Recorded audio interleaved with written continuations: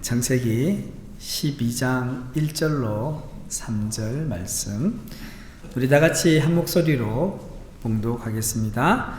여호와께서 아브라함에게 이르시되 너는 너의 고향과 친척과 아버지의 집을 떠나 내가 네게 보여줄 땅으로 가라. 내가 너로 큰 민족을 이루고 네게 복을 주어 네 이름을 창대하게 하리니 너는 복이 될지라.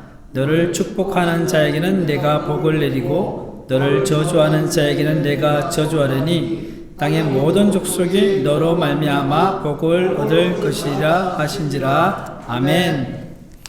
네, 할렐루야. 아멘. 네, 여러분 지난주 수요일에 히스토리 첫 번째 창조 모든 이야기의 시작을 우리가 성경 공부했습니다. 성경의 이야기는 성경적 세계관을 만든다고 했습니다. 모든 이야기에는 그 안에 세계관을 가지고 있다고 했죠. 그 세계관은 무엇입니까? 한 사람이 세상을 바라보는 관점이다. 그리고 세상과 인생을 어떻게 이해하고 해석하는가를 결정하는 틀이 세계관이라고 했습니다. 자, 그래서 세계관을 결정하는 네 가지 질문이 있다 했죠. 첫 번째는 우리는 어디에 있는가? 두 번째는 우리는 누구인가? 그리고 세 번째는 무엇이 잘못되었는가? 마지막으로 해결책은 무엇인가? 이 질문에 어떻게 답을 하느냐에 따라서 세계관은 완전히 달라질 수 있는 거죠. 자, 성경의 답은 뭡니까? 우리는 어디에 있는가 했을 때 우리는 하나님이 창조하신 피조물이다. 자, 우리는 누구입니까? 하나님의 형상으로 창조됐습니다. 그래서 그 하나님의 형상인데 우리는 왕의 역할로 또 제사장의 역할을 한다고 했죠. 자, 세 번째 질문, 무엇이 잘못되었는가 했을 때 인간이 타락한 거예요. 죄로 말미암아 이 세상 가운데 악이 생겨나기 시작했습니다. 그래서요, 우리가 창세기 1장부터 13장은 인간과 땅과 민족들이 붕괴해버린 상황 앞에서 하나님이 과연 무엇을 할 수 있을까라는 질문을 던집니다. 그런 이야기들이 쭉 나오죠. 그러면서 창세기 12장, 이제 오늘 다룰 건데 12장에 나오는 아브라함부터 요한계시록 22장까지의 내용이 조금 전에 질문에 대한 긴 응답이라 할 수 있습니다. His story, 그 하나님의 이야기, 그분의 이야기가 바로 성경 이야기인데 크게 이 둘로 나눈다는 거예요. 죄로 타락한 이 세상, 이 창조 세계를 하나님이 어떻게 하실 것인가를 창세기 12장부터 어디까지요? 계시록 22장까지 아주 길게 대답해 준다는 거죠. 그래서 해결책은 무엇입니까? 우리 오늘 다룰 내용인데요. 하나님의 구원 계획이 바로 아브라함의 언약입니다. 하나님께서 아브라함을 부르시는 거죠. 그래서 이 내용을 전체 큰 그림으로 한번 보면 이렇습니다. 하나님이 아브라함을 통해 시작한 하나님의 구원의 계획이 수세기에 걸쳐 구약 이스라엘의 역사에 이제서 진행이 됩니다.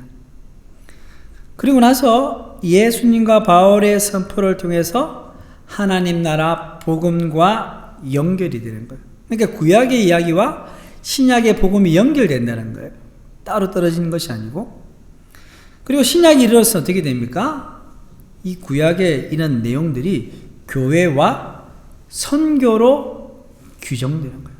그 안에 모든 구약의 이런 교리와 핵심 메시지가 교회와 선교에 녹아 들어가서 마침내 새 창조에서 온전히 성취됨으로써 마무리가 될 것입니다. 그게 이제 계시록의 이야기 나오는 거죠. 새 땅과 새 하늘, 그 이야기죠. 그래서 창세기 1장에 나오는 천지 창조는 창조 이야기죠. 창조. 그리고 계시록 20장에 나오는 그 내용은 뭡니까? 새 창조입니다. 자, 성경은 인간이 타락한 이후에도 창조 때의 원래 계획을 이루시는 하나님의 집념과 열정을 보였습니다. 자, 여기서 오늘은 우리가 하나님의 계획에 좀 주목을 해야 되는데요. 그 계획은요, 이 세상을 복되게 하는 것입니다. 하나님께서 천지를 창조하실 때 보면요, 매일같이 말씀을 안 하셨지만 5일차, 6일차, 그리고 7일차에 보면 복을 주셨다고 말씀하시거든요. 그런데 어떻게 그 하나님께서 그 계획을 이루시느냐, 그 집념을 알 수 있는 예가 뭐냐면 노아의 홍수 사건입니다. 노아의 홍수 사건은요, 인간의 역사가 죄로 물들어감에도 불구하고 하나님께서 창조 때의 계획을 포기하지 않으시고 그 복을 이어가시기 원하시는 것을 보여줍니다. 그렇게 홍수 가운데서도 하나님께서 노아를 구원해 주시죠. 그렇죠? 자, 그런데 어떤 일이 발생합니까? 노아 홍수 이후에도 죄악은 또 넘쳐나지만 하나님은 아브라함을 통해서 그 복을 이어가기를 원하심을 다시 보여주는 겁니다. 여러분, 2019년도에 개봉한 그 봉준호 감독의 기생충이라는 영화를 혹시 보셨는지 모르겠습니다. 아카데미 시상식에서 무려 사관왕을 받았다고 합니다. 이 영화는요, 빈부격차와 계급 갈등을 그린 아주 블랙 코미디, 이제 사회적 풍전을 담고 있는데요. 자, 가난한 가족인 기택의 가족, 송광호가 이제 아까 아버지 역할을 하는데, 이 부유한 박 사장은 이성균이죠. 이 집에 이제 차례로 취업하면서 벌어지는 이야기가 쭉 진행이 됩니다. 초반에는 능정스럽고 코믹한 분위기를 진행되지만요, 영화가 쫙 진행이 될수록 두 가족 간의 격차와 긴장이 막 점진적으로 고조되면서 예상치 못하는 사건들이 펼쳐지면서 나중에는 충격적인 결말로 치닫게 됩니다. 그런데 이제 영화 초반부에 보면 이런 대사가 나와요. 아들아, 너는 계획이 다 있구나. 아버지 기택이 아들 기우가 이제 부잣집 과외 선생으로 들어가는 계획을 세운 것을 보고 감탄하면서 이야기하는 거예요. 이 아들의 계획으로 인해서 어떻게 됩니까? 온 가족이 다 그 부잣집의 다른 역할로 취업을 다 합니다. 그런데 시간이 지나면서 자신들의 계획대로 흘러가지 않습니다. 여러 가지 우여곡절을 겪게 됩니다. 되게 실망스럽고 힘들었겠죠. 그리고 영화 후반부에 아버지 기택이요, 아들 기우에게 이런 말을 합니다. 너 절대로 실패하지 않는 계획이 뭔지 아니? 뭐겠어요? 무계획이지. 무계획. 성도 여러분, 우리가 아무리 계획을 치밀하게 잘 세워도 세상은 계획대로 흘러가지 않는 경우가 너무나 많습니다. 그래서 우리의 계획은 흐트러지고 바뀌고 때때로는 좌절을 경험하게 됩니다. 그런데 여러분, 인간의 죄가 하나님이 원래 의도하신 계획을 무산시킬 수 있을까요? 하나님은 창조 세계를 인간과 함께 잘 시작하셨어요. 처음에 그랬잖아요, 그죠? 그런데 문제가 발생한 거예요. 하나님의 계획이 흐트러지는 것 같았습니다. 그래서 하나님이 계획을 바꾸셨습니까? 포기하셨습니까? 아닙니다. 하나님이 세상을 창조하신 원래 계획, 그 의도는 변함이 없습니다. 하나님의 계획은 인간과 함께 창조 세계를 아름답게 만들어가며 복되게 하는 것입니다. 그 일에 인간이 동참하는 거죠. 그런 의미에서 창조는 좋은 출발점이에요. 하나님께서 이 세상을 완벽하게 창조하신 것이 아니라 이 세상을 좋게 창조하신 거예요. 그래서 창조하시고 나서 뭐라고 해서 보시기에 뭐였다고요? 좋았더라. 보시기에 완벽했다? 아니죠. 하나님은 이 창조 세계를 우리와 함께 아름답게 만들어가고 더 복되게 하기를 원하셨던 거예요. 그게 하나님의 원래의 계획이에요. 그런데 문제가 생겼지만 하나님은 처음에도 계획을 포기하지 않으셨습니다. 자, 그 원래 계획을 완성하기 위해서 하나님께서는 죄의 문제를 해결하실 구원의 계획을 가지고 계셨는데, 바로 그 구원의 계획의 시작이 누굽니까? 아브라함입니다. 아브라함. 자, 그래서 여러분, 이 성경의 인물 중에 중요한 인물이 많지만 이 아브라함이라는 인물이 굉장히 중요합니다. 그런데 아브라함 혼자 되는 게 아니죠, 그죠? 아브라함과 누가 필요합니까? 사라. 예.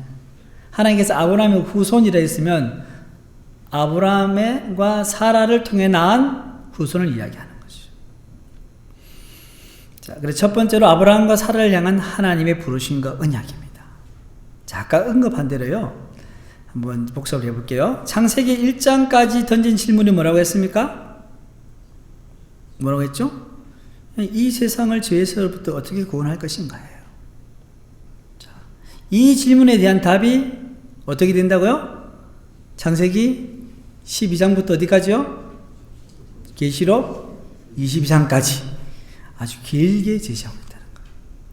그래서 우리가 성경을 읽을 때 이 큰 틀을 딱 머리에 딱 두고 읽으시면 좋은 거예요.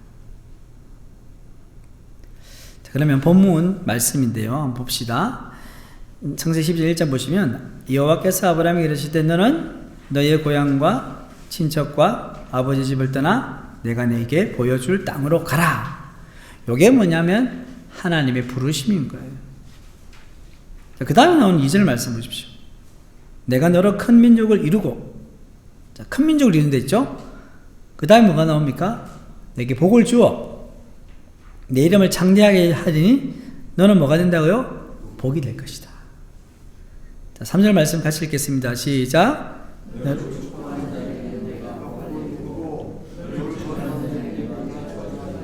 땅의 모든 족속이 너로 말미암아 복을 얻을 것이라 하신지라. 자, 이 말씀은요 굉장히 중요합니다. 그래서 여러분들 가급적이면 이 말씀을 암송해 보십시오. 자, 이 말씀의 핵심되는 구절이 있어요. 1절부터 3절까지도 다 중요하지만 그 중에 가장 중요한 구절이 3절의 마지막 부분이에요. 땅의 모든 족속이 너로 말미암아 복을 얻을 것이라. 땅의 모든 족속이 너로 말미암아 복을 얻을 것이라. 함께 읽겠습니다. 시작. 땅의 모든 족속이 너로 말미암아 복을 얻을 것이라. 아멘. 자, 이 약속은요 하나님의 원대한 구원의 계획입니다. 그래서 구약 성경과 신약 성경을 관통하는 메시지예요. 성경 해석에서 아주 중요한 포인트입니다. 땅의 모든 족속이 너로 말미암아 복을 얻을 것이다. 그래서 이 말씀, 이 약속을 두 가지 관점에서 살펴볼 수 있습니다. 오늘 두 가지 살펴볼 것인데요. 첫 번째는 뭐냐면 세 가지 특별한 약속이라는 관점이에요. 이 말은요, 구약에서 이스라엘의 삶과 신앙의 토대가 되고, 그리고 사실 그것의 핵심 이야기를 형성하는 약속이라는 관점인데, 그 세 가지의 관점이 나중에 나옵니다만, 그게 뭐냐면 첫 번째로는 민족, 백성을 이야기하고요. 두 번째로는 복을 이야기하고, 세 번째는 뭡니까? 땅을 이야기해요. 땅. 그리고 두 번째는 뭐냐면 하나의 보편적인 목표를 이야기해요.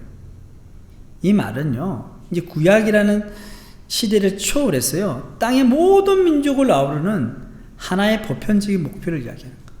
오늘 이 두 가지를 이제 제가 이제 말씀을 드릴 건데요. 자, 그러면 세 가지 특별한 약속을 한번 보겠습니다. 자, 두 번째로 넘어가셨어요. 아까 말씀드린 것처럼 첫 번째는 뭐냐면 민족의 형성, 하나님 백성의 형성이에요. 두 번째는 세계를 복되게 하는 거예요. 세 번째는 땅의 상속입니다. 요 세 가지의 어떤 특별한 약속이요, 이 구약 성경 이야기를 빚어가는 역할을 하는 거예요. 구약 성경이 막 이렇게 복잡하게 있잖아요, 그죠? 그런데 요 세 개의 축을 가지고 스토리라인 막 돌아가는 거예요. 그래서 이 세 가지 약속들이요, 이 구약 성경 이야기에 목적 의식을 주는 거예요. 그러니까 아브라함과 이삭과 야곱의 하나님 이야기 있잖아요. 그것도 동일한 거예요. 아브라함이 받았던 이 세 가지 약속이 누구한테 흘러가요? 이삭에게, 야곱에게 쭉 흘러가는 거예요. 그리고 모세오경의 나머지 부분과 여호수아서, 사사기, 사무엘상으로 이어지며 따라 나오는 사건들이요, 이 세 가지 이야기를 쭉 이어가면서 뭘 부여하느냐? 일관성을 부여하는 거예요. 성경이 이런 일관성을 가지고 있다는 거예요. 특별히 이제 오늘 살펴볼 내용은요, 창세기 12장부터 어디까지냐? 사무엘상까지 이야기가 쭉 나오게 됩니다. 자, 그럼 하나씩 살펴보겠습니다. 자, 민족, 즉 하나님의 백성의 형성은요, 창세기 12장부터 50장까지 나옵니다. 요 안에 이 하나님이 약속하신 이 아브라함을 통한 백성이, 민족이 형성이 되는 거예요. 이건 어떻게 되느냐? 신약의 교회와 그리고 하나님의 백성으로 연결되는 거예요. 자, 하나님께서 아브라함과 사라에게 하신 첫 번째 약속입니다. 큰 민족을 이루는 거예요. 본문 이전에 보면 내가 너로 큰 민족을 이루고 라고 했습니다.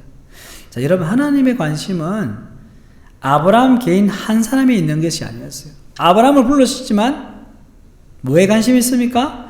그의 후손을 통해 만들어질 큰 민족에게 관심이 있었어요. 1차적으로는 이스라엘 백성들이죠. 그러니까 창세기를 보면 하나님의 약속대로 여러 해가 지나자 누가 태어납니까? 아브라함이 100세 때 이삭이 왕에 태어나는 거예요. 그런데 하나님이 아브라함에게 뭐라고 하십니까? 이삭을 제물로 바치라는 거예요. 그런데 이삭이 살아납니다. 그 외에 그의 가족은요, 이제 에서와 야곱을 낳게 되는데 또 우여곡절이 많잖아요. 그죠? 서로 막 싸우고 또 도망가고 나중에 화해를 하고요. 그리고 야곱의 가족에서 12아들이 태어나는데 또 요셉 때문에 얼마나 힘든 시간을 보냅니까? 요셉은 애굽으로 팔려가죠. 우여곡절 끝이 애굽의 총리가 됩니다. 극심한 기근 가운데서 온 가족이 다 죽을 위기에서 요셉 때문에 그 가족이 살아납니다. 창세기 말미에 보면 어떻게 됩니까? 이런 말씀이 있어요. 야곱의 가족을 카운트를 하는데 몇 명이라고요? 70명. 70. 많아졌죠, 그죠? 아브라함과 사라가 창세기 끝에서는 70명이 됐어요. 그리고 출애굽기로 넘어가면 한 민족이 되는 거죠. 성도 여러분, 하나님의 관심사는요, 공동체에 있습니다. 물론 한 사람이 중요하죠. 그 한 사람은요, 좋은 공동체를 이루는 구성원이 될 때 의미가 있는 거예요. 한 사람 한 사람을 주님께로 인도해서 새물교회 공동체에 소속시키는 것이 중요한 거예요. 복음을 전해서 교회 공동체에 소속시키는 게 중요한 거예요. 하나님의 백성이 되는 것이 소중합니다. 여러분, 아브라함, 이삭, 야곱, 그 다음 12아들, 그리고 430년의 시간이 지나면서 이스라엘 백성들이 되죠. 마찬가지로 하나님께서 원하시는 공동체가 세워지기 위해서는 시간이 필요합니다. 약속의 말씀을 믿고 기도하며 헌신할 때 우리 가운데도 아름다운 공동체가 세워지게 될 줄 믿습니다. 자, 두 번째로는요, 이제 세계를 복되게 하는 거예요. 요 내용은요, 출애굽기, 그 다음에 레위기, 민수기, 9장까지. 자, 두 번째 약속이 세계를 복되게 하는 거예요. 본문 2절로 3절에 보면 복이라는 단어가 몇 번 나올까요? 한번 찾아보세요. 몇 번요? 네, 축복도 복입니다. 5번 나오죠. 5번, 그죠? 네.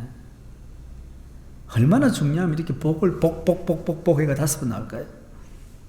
아브라함과 그의 민족이 복이 되고 땅의 모든 족속이 아브라함과 이스라엘 민족으로 말미암아 복을 받을 것이라는 말씀이죠. 이 복은 뭐냐면 궁극적으로 구원받아 하나님이 백성이 된다는 거죠.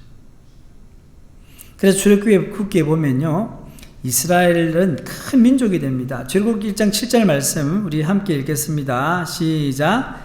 이스라엘 자손은 생육하고 푸르나 번성하고 매우 강하여 온 땅에 가득하게 되었더라.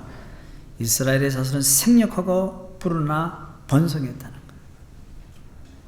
자, 약속이 이제 상당 부분 성취된 거잖아요. 세 가지 약속 중에 하나가 성취됐잖아요. 그런데 이제 이스라엘 백성들이 민족은 되었지만 노예 상태입니다. 그래서 하나님께서 모세를 통해서 이스라엘을 애굽에서 구해내시죠. 이걸 소위 말해서 출애굽 사건이라고 합니다. 출애굽한 이스라엘 백성들이요, 시내산에 갑니다. 거기에서 하나님과 언약을 맺어요. 그리고는 구원의 복을 누립니다. 하나님의 백성으로서의 삶을 누리기 위해서 율법을 받고 그 율법을 지키고 순종하면 된다고 합니다.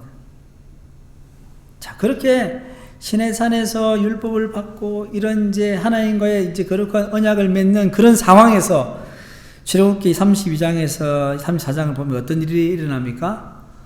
하나님께서 계획을 펼쳐나가시잖아요. 구원의 계획을 펼쳐나가시는데 어떤 일이 벌어나요? 아니, 또 이스라엘 백성들이 엉뚱한 짓을 하죠. 모세가 두 번째로 시내산에 올라가서 십계명 돌판을 받으러 갔는데 세상에 고사에 참지 못하고 금송아지를 만들어서 저 금송아지가 우리를 인도한 여호와다 라고 섬기고 있는 거예요. 하나님의 계획이 실패한 듯 보이죠. 안 그렇겠습니까? 모세가 화가 나서는 돌판을 부숴버리죠. 하나님께서 이스라엘 백성들을 진멸하실 때 모세가 중보기도 하고요. 그 기도에 응답하신 하나님께서 그들을 용서해 주시면서 구원해 주십니다. 그러니까 하나님은 언약 관계를 앞으로 계속 유지할 수 있도록요. 비록 그들이 분됐지만 계속해서 제사 제조도 주시고 제사장도 세우고요. 성막도 허락해 주시는 거예요. 여러분, 이렇게 하나님께서 우리에게 복받는 길을 열어주셨어요. 죄를 짓지만 복받는 길을 열어주셨어요. 복받는 길이 뭡니까? 하나님과의 올바른 언약 관계를 맺는 거예요. 그렇게 될 때 우리는 복받을 수 있어요. 그래서 구약은 우리가 신약의 그림자라고 하는데요. 구약의 희상제사, 그리고 제사장제도, 그 성막, 이건요, 예수님께서 다 완성하셨어요. 한번 살펴볼게요. 예수님 자신이 희생제물이 되셨죠. 그죠? 그리고 예수님이 대제사장이 되시죠. 히브리서에 보면 예수님을 향해서 뭐라고 얘기하냐면 큰 대제사장이라 말씀하시거든요. 그리고 예수님을 구주로 믿는 우리가 고린도전서에 보면 성전이라 했어요. 왜? 우리가 안에 하나님이 거하시기 때문에 우리가 성전이 되는 거예요. 그러니까 예수님께서 구약의 모든 이런 제도를 다 완성해 버리셨어요. 그래서 가장 중요한 건 뭐냐? 하나님과의 올바른 관계를 유지합니다. 무엇을 근거로요? 하나님의 말씀을 근거로. 그래서 우리는 하나님의 말씀의 근거로 하나님과 올바른 관계를 맺고 있어야 되는데, 이렇게 하나님과 올바른 관계를 맺는 것, 이 자체가 뭡니까? 복음이죠. 우리가 전해야 될 복음, 우리가 살아내야 할 복음이 바로 이것입니다. 자, 그러면 지금까지 큰 민족을 이루고 이제 복을 이스라엘 백성들이 받았죠? 하나님의 백성이 되고, 근데 마지막에 뭡니까? 땅을 상속받아야 되잖아요. 아브라함에게 세 가지 약속하셨는데, 그 이야기가 어디서부터냐? 민수기 10장부터 사무엘 3까지예요. 하나님께서는 아브라함을 갈대아 우르 땅에서 불러내어서 내가 보여줄 땅으로 가라 하셨어요. 자, 하나님께서 보여줄 땅이 뭡니까? 가나안 땅입니다. 가나안 땅. 자, 막상 그곳에 갔지만 아브라함은 땅 한 평도 가질 수 없는 나그네에 불과했습니다. 아내 사라가 죽었을 때 장사할 곳이 없어서 겨우 땅을 사가서는 장사를 지냈습니다. 그리고 아브라함의 후손인 이스라엘 백성이요, 가나안 땅을 소유하는 데까지는 또 수백 년의 시간이 걸렸어요. 약속의 땅을 소유하기 위해서 믿음이 필요한 것입니다. 자, 민수기 10장에 딱 보시면요, 이제 다 성막도 만들고 모든 걸 다 만들었어요. 이제 하나님의 백성으로서 언약도 맺었고 하나님의 백성으로서 이제 살 수 있는 게 다 됐어요. 이제 하나님께서 뭐라고 말씀하시냐? 민수기 10장에 보면 약속의 땅으로 올라가라고 한 거예요. 자, 그런데 이스라엘 백성들이 정탐꾼을 보냈는데 민수기 13장, 14장에 보면 그들이 올라가는데 가나안 땅에 들어가는데 실패를 합니다. 왜 실패합니까? 딱 들어가 보니까 살기는 굉장히 좋아요. 그런데 사람들이 너무 큰 거예요. 힘도 세고. 거기서 나온 말이 메뚜기 컴플렉스. 저 사람들에 비하면 우리는 메뚜기에 불과하다 하면서 다 두려웠다는 거예요. 여호수아와 갈렙만이 저들은 우리의 밥입니다 하면서 우리가 가야 합니다. 그런데 10명은 불평하고 부정적인 반응을 했습니다. 실패하고 말았습니다. 그 결과 어떤 일이 발생합니까? 38년 동안 광야에서 방황하는 신세가 됩니다. 자, 그 사이에요. 38년 동안 광야를 막 방황하는 동안에 불평과 원망을 하는 광야 1세대는 다 죽습니다. 다 죽고요. 광야 2세대, 광야에서 태어난 자들이 남게 되죠.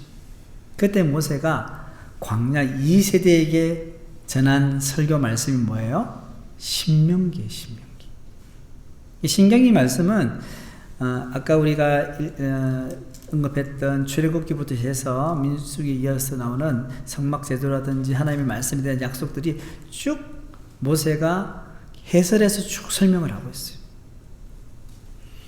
언약을 풀어줍니다. 설명을 합니다. 그래서 너희들은 가나안 땅에 들어가라 라고 하면서 자신의 리더십을 여호수아에게 이양하고는 본인은 가나안 땅을 멀리서 보고는 죽습니다. 그리고 모세 오경에 대단원의 막이 쫙 내리는 거예요. 그리고 여호수아에서 보시면 여호수아가 이스라엘 백성을 데리고요 가나안 땅에 들어갑니다. 막 전쟁을 치러요. 그 땅을 다 차지해요. 그리고 여호수아가 죽고 나서 사사시대가 도래합니다. 사사시대는요, 여러분 아시겠지만 하나님을 제대로 섬기지를 못하는 거예요. 맨날 하나님께 야단맞고 심판당하고 회개하고 돌아오고 계속 뺑뺑이 도는 거예요. 그래서 사사기 시대는 영적 암흑기라 할 수 있는데 그 영적인 상황을 성경은 이렇게 이야기합니다. 사사기 21장 25절 말씀인데 함께 읽겠습니다. 그때에 이스라엘의 왕이 없으므로 사람이 각기 자기의 소견에 오른 대로 행하였더라. 아멘. 여기 왕이 없다는 것은요, 세상적인 왕이 없다 이런 의미보다는 하나님이 이스라엘의 왕이 되지 못하시다. 그러니까 자기 마음대로 행동한 거죠. 그러다가 사무엘이 선지자가 등장하면서 이스라엘의 새로운 영적 부흥이 일어나게 되고 사울을 거쳐 다윗이 왕이 되면서요 분열된 12지파가 연합이 되고 이스라엘의 약속한 땅 전체에 대한 실질적인 소유권과 지배권을 행사하게 됩니다. 완전히 하나님께서 약속하신 그 땅이 이스라엘 백성들에게 손에 확 들어가고는 실질적인 소유가 되는 때는 언제냐? 다윗 시대 가장 확장됐거든. 그래서 아브라함에게 약속했던 큰 민족, 백성이 되고 복을 받고 그리고 땅을 상속받는 게 다 이루어졌어요. 그런데요, 이 약속은요, 이스라엘 민족들에게만 국한되는 것이 아니라 그것을 뛰어넘어서 사실 우리에게까지 적용이 되는 것입니다. 그래서 나오는 게 뭡니까? 아까 말씀드렸던 하나의 보편적인 목표라는 거예요. 하나님께서 아브라함을 부르셔서 주신 그 약속은요, 이스라엘 민족뿐만 아니라 하나님을 믿는 모든 백성들에게 주시는 하나의 복음이 된다는 거죠. 다시 본문 3절 말씀, 하반절 말씀으로 돌아가서 읽겠습니다. 땅의 모든 족속이 시작. 땅의 모든 족속이 너로 말미암아 복을 얻을 것이라 하신지라. 자, 이 말씀이 중요하다고 말씀드렸지만 또 강조해야 되겠네요. 이 구절은요, 성경 말씀 전체의 결론이자 뭐라고요? 절정 부분이다. 모든 민족이 너로 말미암아 복을 받을 것이다. 그리고 지나간 모든 일의 목적이자 목표이다. 이게 하나님의 원래 창조 계획이 이 안에 다 포함되어 있는 거예요. 그래서 이걸 저는 하나님의 선교 선언문이라고 말하고 싶어요. 선교 선언문. 여러분, 창세기 12장에서 하나님은 아브라함에게 말씀하고 계셨지만 아브라함에게 말씀하셨잖아요. 너는 떠나라. 복을 주겠다. 근데 그분의 눈은요, 온 세상을 하고 계신 거예요. 하나님, 아브라함 시대를 시작하면 지금으로부터 한 4,000년 전이겠죠. 4,000년 전에 하나님께서 아브라함을 부르실 때 오늘 창세기 1장부터 3절 말씀을 쭉 하셨잖아요. 약속을 주셨잖아요. 아브라함을 보면서 약속을 주셨지만 하나님의 눈은 세상을 향해 있었다. 너는 지금 나이가 75세고 인간적으로 볼 때 아무리 희망이 보이지 않지만 내가 너를 통해서 이 세상을 구원하겠다. 하나님의 궁극적인 목적은 땅의 모든 민족이 구원을 받는 것입니다. 그래서 이 구절은 매우 특별한 대상에 초점을 맞추지만 그게 뭡니까? 너로 말미암아. 여기는 누굽니까? 아브라함이죠. 지금 우리가 이 성경 말씀을 읽고 있잖아요. 너가 누구예요? 나예요. 여러분의 이름을 넣어서 한번 읽어보십시오. 헌석이로 말미암아. 여러분 이름 넣어보세요. 시작. 예, 그래요. 우리로 말미암아. 그 목표는 뭐예요? 아주 보편적이에요. 보편적이라는 것은 모든 걸 포괄한다는 거죠. 뭡니까? 땅의 모든 족속이라. 그래서 이 말씀은 성경 이야기의 나머지 부분을 향한 그 책에 보니까 방아쇠 같은 문장이다 라고 이야기합니다. 성경의 이야기 나머지 부분을 이 말씀으로 다 해석할 수 있다는 거예요. 이 말씀은요, 성경 전체 이야기의 토대가 된다는 것이고, 사실상 창세기 12장 1절로 3절은요, 하나님의 구속 사역이 시작되는 곳이다. 시작된다는 거예요. 여기서 우리가 주목해야 할 부분은요, 하나님이 구속을 이야기하시면서 복이라는 용어를 사용하셨다는 거예요. 예. 복이라는 용어를. 이 복은 하나님의 창조 사역에 사용하셨기 때문에 하나님의 구속 사역은 창조 세계와 땅의 모든 민족 안에서 그리고 그들의 유익을 위해 이루어진다는 거예요. 이 말은 무슨 말이냐면요. 아까도 말씀드렸지만 아브라함에게 이 세상을 구원할 원대한 구원의 계획을 이야기하는 복을 이야기했잖아요. 그리고 하나님께서 창세기 1장에서 이 세상을 창조하실 때도 복 이야기를 하셨다는 거예요. 그러니까 우리가 결국 복음을 전한다는 것, 선교를 한다는 것은 이 하나님의 복을 이야기하는 것인데, 그것은 단순히 우리 자신만 영혼 구원받는 이것에 머물러 있지 않다는 것. 이 세상 전부를 아우른다. 그래서 창조가 있고 뭐가 있다 했어요? 새 창조가 있다는 것. 그 새 하늘과 새 땅이다. 그리고 하나님께서 요한복음 3장 16절에 하나님이 세상을 이처럼 사랑하셨잖아요. 하나님이 인간을 이처럼 사랑하시 아니고 누구를요? 세상을. 그 세상은 인간을 포함해서 이 땅에 있는 모든 걸 다 이야기하는 거예요. 그러니까 하나님의 구원의 계획 우리는 너무 좁게 생각해 오고 있었다. 더 넓다는 거. 그러니까 우리가 예수 믿는 사람들이 복음을 제대로 알면요, 이 마음의 품이 굉장히 넓어지는 거예요. 자, 그래서 마지막 4번이죠. 전 세계적인 복음이다. 땅의 모든 민족이 너로 말미암아 복을 얻을 것이라고 말씀했습니다. 자, 하나님은 여기서 이제 모든 민족으로 말씀하셨는데요. 이제 창세기 11장에 있는 바벨탑 사건과 연결 한번 시켜볼게요. 자, 바벨탑 사건에 보면 여러분도 아시겠지만 하나님께서 뭐라고 명령하셨어요? 너희는 생육하고 번성하여 땅에 충만하라. 땅이 흩어져 살아나는 거예요. 그런데 이 사람들이 막 흩어지다가 신할 평지에 딱 모여가지고는 뭐라고 합니까? 여기서 우리가 탑을 찾자. 하늘 꼭대기 올리고 우리 흩어지지 말자. 이야기한 거예요. 그거는 하나님과 정면, 하나님의 말씀의 정면으로 대치되는 내용이잖아요. 그래서 하나님께서 그들을 다 흩으셨어요. 그런데 어떻게 됩니까? 이 세상으로 흩어졌는데 바로 그 분열된 모든 민족에게 복을 주신다는 말씀이요. 어떻게 이루어지냐면, 자, 세상이 흩어졌잖아요. 그들에게 복을 주시더니 어떻게 약속이 되느냐? 요한계시록 7장에 그 약속이 성취가 됩니다. 요한계시록 7장 9절 말씀 함께 읽겠습니다. 이 일 후에 내가 보니 각 나라와 족속과 백성과 방언에서 아무도 능히 셀 수 없는 큰 무리가 나와 흰옷을 입고 손에 종려 가지를 들고 보좌 앞에 어린 양 앞에 서서. 자,